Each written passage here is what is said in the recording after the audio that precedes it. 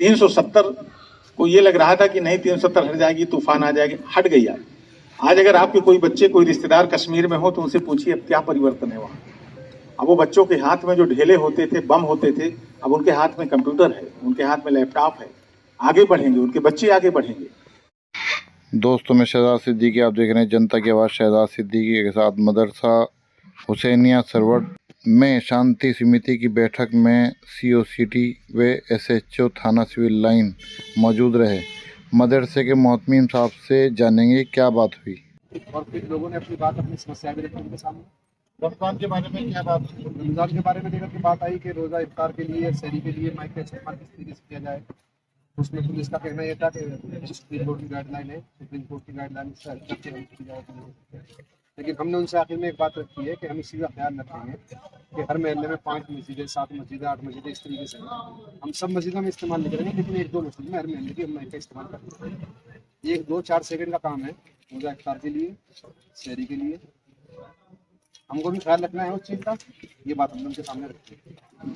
370 को ये लग रहा था कि नहीं 370 हट जाएगी, तूफान आ जाएगी, हट गई आज अगर आपके कोई बच्चे कोई रिश्तेदार कश्मीर में हो तो उनसे पूछिए अब क्या परिवर्तन है वहाँ। अब वो बच्चों के हाथ में जो ढेले होते थे, बम होते थे, अब उनके हाथ में कंप्यूटर है, उनके हाथ में लैपटॉप है। आगे बढ़ेंगे, उनके बच्चे आगे बढ़ेंगे। तो ये सब लड़ाई झगड़ा जो करता है वो फिर यहाँ का यहीं रह जाता है। एक बच्चा अगर निकल जाता है अच्छी पोस्ट में तो पूरे परिवार को आगे बढ़ा ले जाता है। तो कोशिश करिए कि बच्चों के सामने कोई ऐसा माहौल ना आए। इधर जो हमारे बच्चे हैं अभी नई एज के हैं, 10-15 साल की उम्र तक के हैं, ये लोग अभी ज्यादा झगड़ा फसाद नहीं देखे हैं। इधर 2014 से काफी दंगे रुके हैं, तो ये लोग 14 से 10 साल के हो गए बच्चे, इन लोगों ने अभी दंगा नहीं देखा है। तो इनके दिमाग में अभी पढ़ाई के प्रति रुचि है। जरूरत इस बात की है कि इनके सामने कोई ऐसा माहौल ना आए कि ये भी पीछे की ओर मुड़ जाए। सब अपने बच्चे हैं, उनको सिखाइए, पढ़ाइए, छोटी छोटी बातों में कुछ नहीं। त्योहार है, होली है, राम मंदिर में भी बहुत सारे मुस्लिम भाइयों ने सहयोग किया। लोग दर्शन करने जा रहे हैं आज। आपके अजमेर शरीफ में तो हिंदू प्रारंभ से ही जा रहा है, मैं खुद गया हूँ अजमेर शरीफ में। तो आपकी मज़ारों में देखिए, आपके मुस्लिमों से हिंदुओं की संख्या अधिक होती है। तो हिंदू तो बहुत पहले से आपको स्वीकार किया है, तो आपको धीरे से 2 कदम बढ़ाने पड़ेंगे, आपसी प्रेम के लिए, आपसी सद्भाव के लिए। छोटी मोटी बातें होती हैं, मोहल्ले में 2-4 खुराफाती होते हैं जो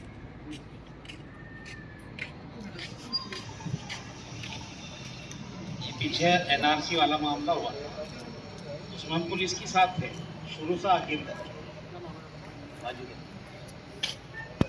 और आखिर तक उनके साथ रहे। पब्लिक के वो भी खाए, हमने डले भी खाए, पत्थर भी खाए। और जैसे मेरी हुई नामजदगी, ऐसे ही बहुत लोगों की गलत तरीके से हुई नामजदगी। तो इसमें आप जांच करा के इसे और इसे देखें। जिनकी भी नामजदगी गलत हो गई है वो कल समय निकाल के एक बार मुझसे और सीओ साहब से हमारे मिल लेंगे। तो अभी इसमें बेचना प्रचलित है, जो भी उसमें आया होगा जांच में वो आपको अवगत भी करा दिया जाएगा। यदि वास्तव में गलत है तो आपकी नामजदगी गलत भी करा दी जाएगी, निकलवा दिया जाएगा। होली वालों की मीटिंग भी करेंगे, उनको भी समझाएंगे होली उसी से खेलें जो खेलना चाहता है, अनावश्यक किसी का रंग न लगाए, किसी का गुब्बारे न मारे। तो इनको हम लोग समझा देंगे। अभी रोजे के टाइम पे फाटक बंद हो जाता है तो बहुत दिक्कत होती है, 1 घंटे जाम नहीं खुलता। तो वहाँ पे हमने बात की थी, पालिका से भी बात की थी। पालिका ने बोल दिया कि आप ट्रैफिक वालों से बात करो। तो मैंने भी बात करी जी जी जी मैंने उनको कहा इसको डिवाइडर बनवा दें और आगे तक थोड़ा, जहाँ हमारे वो बैरियर लगे हैं इसको अगर डिवाइडर बनवा देंगे आगे तक, वो जो रोड साइड चले जाते हैं वो नहीं जाएंगे, उससे जाम लगता है। बस सर, NRC लागू हुआ था तो यहाँ मैंने सुना है कि काफ़ी बवाल हुआ। मैं तो उस समय मुरादनगर में था, गाजियाबाद में। काफ़ी बवाल हुआ और उसमें कुछ बाहर के लोग थे। ये अब हम लोगों ने जांच वाँच की है तो उसमें बाहर के लोग थे। बाहर के लोग आए, यहाँ रुके, 1-2 दिन पहले आए और वो मतलब माहौल ख़राब करके यहाँ से चले गए। दिक्कत किसको हुई?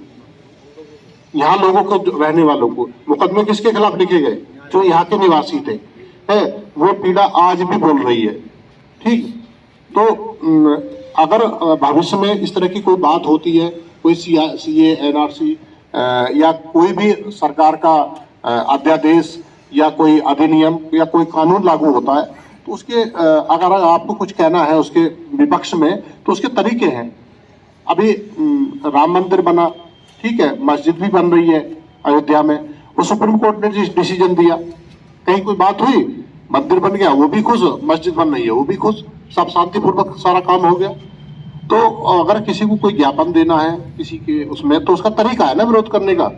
ज्ञापन देना है, आप 4 आदमी 10 आदमी 20 आदमी आइए, डीएम साहब रहते ही हैं, हमारे कप्तान साहब हैं, हम लोग हैं, रहते ही हैं, आप अपना ज्ञापन दें, आपकी बात सुनेंगे और जिसको ज्ञापन दे रहे हैं वो वहां तक पहुंचाएंगे उनकी। सीए एनआरसी क्या है 99% लोगों को मालूम ही नहीं कि है क्या चीज। अरे उसकी आप आजकल तो गूगल है, आप निकाल के पढ़िए। सीए में तो कहीं मुस्लिमों के लिए कुछ है ही नहीं, उसमें तो केवल अन्य जो धर्म है, जो बाहर देशों के लोग आए हैं उनको नागरिकता प्रदान करने के लिए एक संशोधन विधेयक लाया गया जिसको सीए नाम दिया गया। उसमें मुस्लिमों के लिए कुछ लिखा ही नहीं, कोई एक शब्द नहीं। लेकिन अब भाई क्या, चूंकि जान रहे हैं कि मोस्टली शिक्षा की थोड़ा कमी है, उस कमी का लाभ लेते हुए उसको सोशल मीडिया के माध्यम से इतना उछाल के आग लगा देते हैं, खुद तो बाहर चले गए, अब यहाँ की पब्लिक उसमें सिमट रही है। तो ये चीज़ें देखिए, आप समझिए, हर चीज़ को कोई भी नई चीज़ आती है तो पहले उसका अध्ययन करिए, आपस में बात करिए। बहुत सारे बच्चे आपके बीच से पढ़े लिखे हैं, उनसे जानकारी करिए। इसमें एनआरसी या सीए से जो यहाँ के हिंदू और मुस्लिम परिवार स्थायी रूप के हैं उनको कहीं कोई डरने की जरूरत नहीं है। न उनसे कोई, किसी के पास रिकॉर्ड नहीं है, आपके पास नहीं, हमारे पास भी नहीं है, तो क्या हमें निकाल थोड़ी देंगे? वो तो पता लग जाता है ना जब आदमी जाता है कि नहीं भाई ये स्थायी है, सभासद बता देंगे साहब ये इनके दादा आबाद सब यहाँ रहे हैं। देखा वो जाता है जो अभी साल भर पहले, 2 साल पहले, 3 साल पहले अचानक आके वहां रुक गया।